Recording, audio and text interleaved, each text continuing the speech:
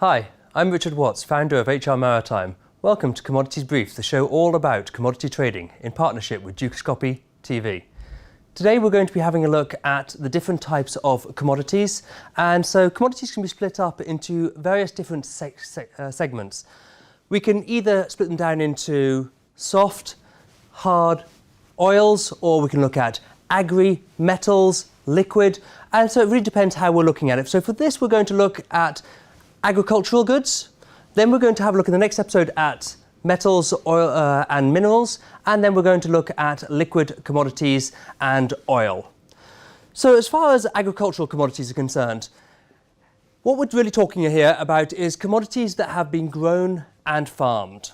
So these are some of the oldest trades that exist, and they've been around for many, many, many years. And effectively what we're doing is we are taking goods from fertile areas and we're transporting them over to infertile areas. We're also talking about moving goods out of season, so being able to provide markets in Europe with the goods that we would not usually be able to get if we had to grow them locally. It's a wide range of commodities. We're talking about dairy goods, we're talking about grains and feedstuffs, we're talking about soft commodities such as rice and coffee, we're looking also at farm animals, livestock, and so it's a very, very, very broad area of the commodity section, and there are very, very specific areas involved in it. So if we're looking at the agricultural business, then we have to look at the different methods of transportation of these goods.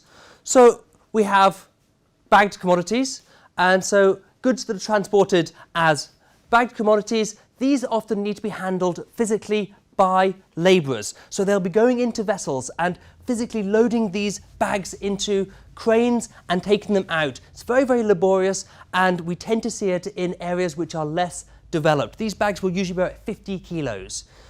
Then we also have bulk commodities. So when we're looking at the bulk transportation of commodities, here we're normally talking about larger quantities. We're talking about areas which are much, much better developed, and so we usually have cranes on the shore which can handle the movement of the commodities, and we're usually talking about a large amount of homogeneous goods.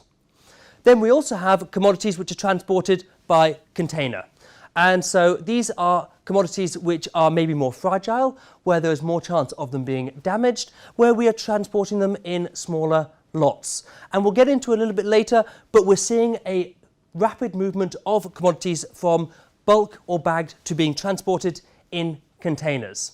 So the type of vessels that we use for soft commodities, for agricultural commodities, we have a whole range in sizes, from the very, very small barges all the way up to massive Panamax vessels of 80,000 tons of cargo, which are the largest size that can fit through the Panama Canal.